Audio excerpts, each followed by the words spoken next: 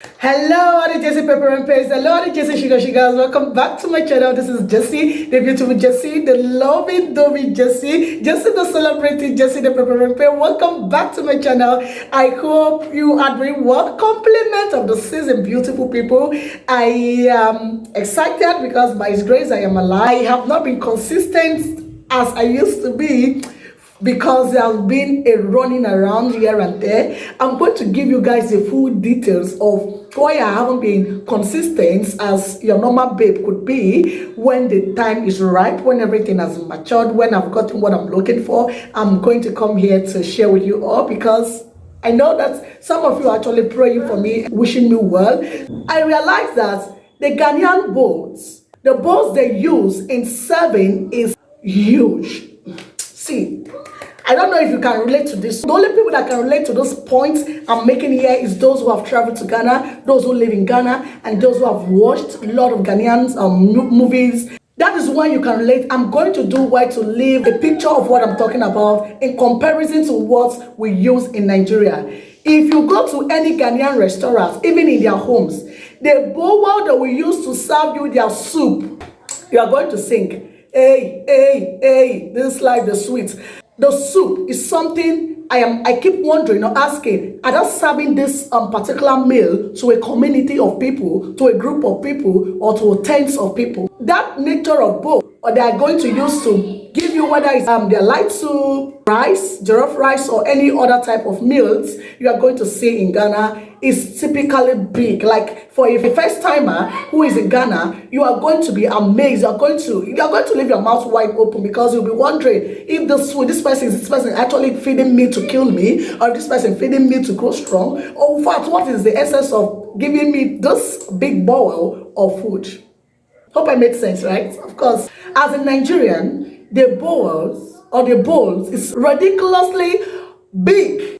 Our soup bowl are usually very small, very tiny, okay, something like this, that at most it can serve two persons. At most, just two people can dip their hands if they are eating swallow in the soup plates. The number 3 point I'm going to be leaving here is the fact that Ghanaians are very friendly. You know, as a Nigerian, there are a lot of stereotypes about us. That Nigerians are this, Nigerians are that, Nigerians are ba ba ba ba ba, okay? And most times, these things that people say is not as a result of the fact that they have met Nigerians one-on-one, they have encountered us in person, they have had a personal experience. Most of these people that said a lot of negative things about Nigeria is as a result of either what they heard from the media, what they heard from friends, or what they heard from family. And we know that bad news, they spread fast, right? That's a pidgin English. That what it simply means is bad things, bad names spread faster than the good names. So this is what it is. Most times, some people would say that Ghanaians are really very, they are not very friendly people. They are hostile towards Nigerians. They are this towards Nigerians. They do not like Nigerians' clothes, and a lot of blah, blah, blah that comes with it. But on the contrary, the Ghanaians I've met, I'm going to speak for myself. I've met a very lovely people. I've met female Ghanaians. I've met a lot of male Ghanaians. And as I said in my previous videos, that the Ghanaians, the fact I knows how to cook jollof rice today is from a Ghanaian lady who taught me that I can do one or two things in regards to the kitchen is from this particular lady. I became interested in makeup when light makeup. It was still Vera. Kudos to her if she come across this video. She was the one who taught me personally and my friend Joy how to place our pencil, how to put our lipstick, how to do one or two things on our face to make it match. It was still from a Ghanaian lady I learned this from. I am not saying that some Ghanaians are not bad or hostile or not friendly. We are always going to find this kind of people, this certain people in every nationality, whether we like it or we don't. Ghanaians are very good people. They are very friendly. The moment a Ghanaian started showing you a hostile part of him or her, just know that maybe you have done something, maybe they have heard something that didn't go well with them, and they started acting it out. But just know that if you have the intention of going to Ghana, I believe that as a person, you should give other people opportunity to express themselves, so that you'll be able to tell if those people are kind, if they are not kind, if they are good, if they are not. not believing in completely what other persons said, whether in writing or in words. The number 3 point I'm leaving on this video is the fact that the recharge card saga. Like here, we buy a recharge card, we have MTN, we have Glo, we have Airtel. I've forgotten some of the network that we use here in Nigeria, but of a truth, if the truth must be said, if I want to recharge my phone, there are two ways to do it. I can use my mobile app to recharge. I can actually go to any store that sells a recharge card and purchase from them and recharge. And if I'm buying, for instance, 200 naira recharge card, when I load it on my phone, it's going to be exactly 200 naira. No addition, no subtraction. Sometimes you may get a bonus. That is just by the way, maybe when that particular network are running some promotions. But in Ghana, the most surprising thing is this. I don't know if you have experienced this.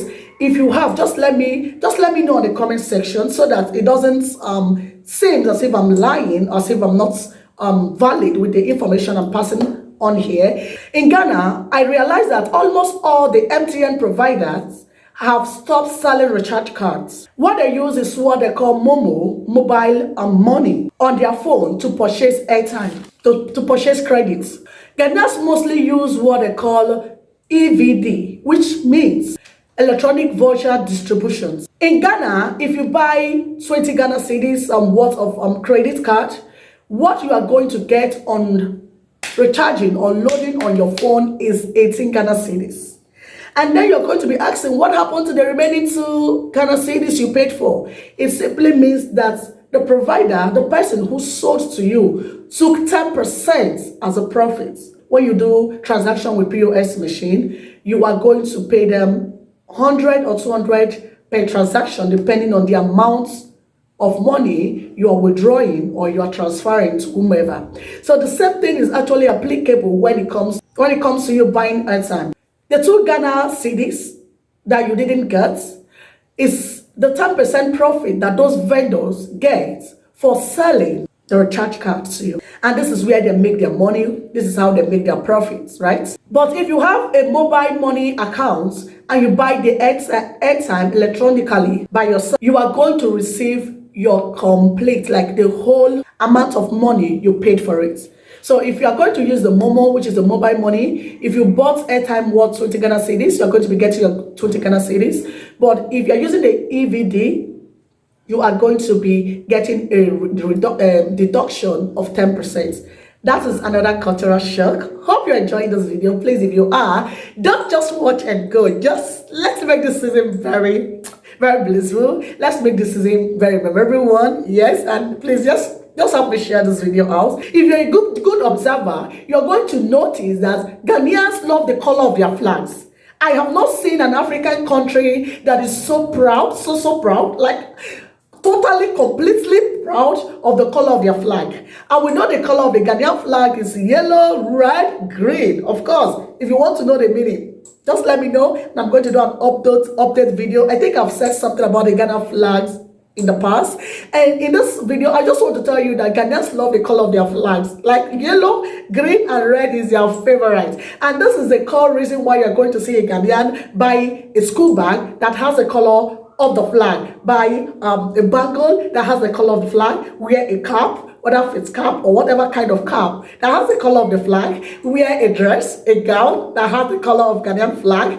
See, when you go to Ghana, it is very, very, very, very common for you to see the color of Ghanaian flag here and there. Some people will just make a pillar and color it with the color of the Ghanaian flag. Some people will just get something and it must have the color of a Ghanaian flag. I love this so much about Ghanaian. Their handbag, their culture, in fact, they represent and show their culture. Like they have an identity. That's the first thing you're going to see the moment you step your feet in Ghana. The flag, the color, everywhere you're going to be seeing red, yellow, green, and the black star in the middle. So guys, this is one cultural show because unlike the country where I am from, Nigeria, we do not see this kind of thing. First, most of us will not even wear it. IX. We are not going to wear it still our leaders start living up to what they should live up to, like start doing what they should do. Of course, that is why we are going to start representing our country well. But till then, let's be coming down, right? The last thing I'm going to talk about is the generator.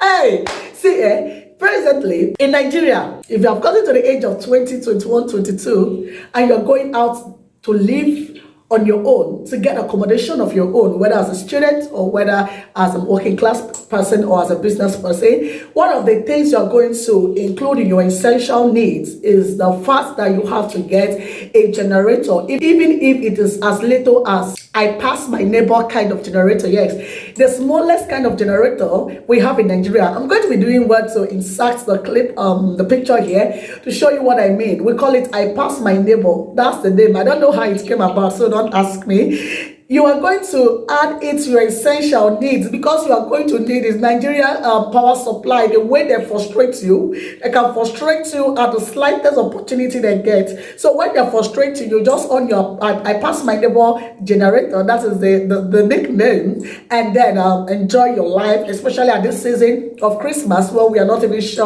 if the light is going to be stable, if the light is not going to be there, and other things.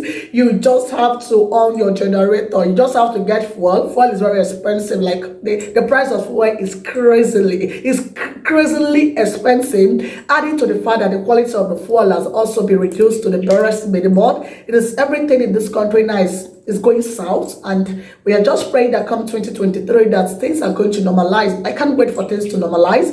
And the cost of living in Nigeria now, I don't know how those who do not have a stable income, how they cope, because even we that feel that we are doing something to get us money here and there, it's not funny. Oh, it's not funny. By the time you go to the market today, you are buying one cup of beans for 100 naira. Tomorrow it's 200. The next one they say is 250, and the hyperinflation is killing us. It's gradually killing us. Personally, I don't know what I can do about that, but I'm just hoping that we get a good leader, because when a country gets a good leader, I solely believe that 80 to 90% of their problems are solved, even without you praying over them. And that is why I'm praying that God should help us come 2023 to bring good leaders. We need it though. We need it before all of us will pay for this country. So guys, this is what I say. Let me share here. In Ghana, you really, is it really? You can't see private people, families who own a generator for what now? When they know that they are sure of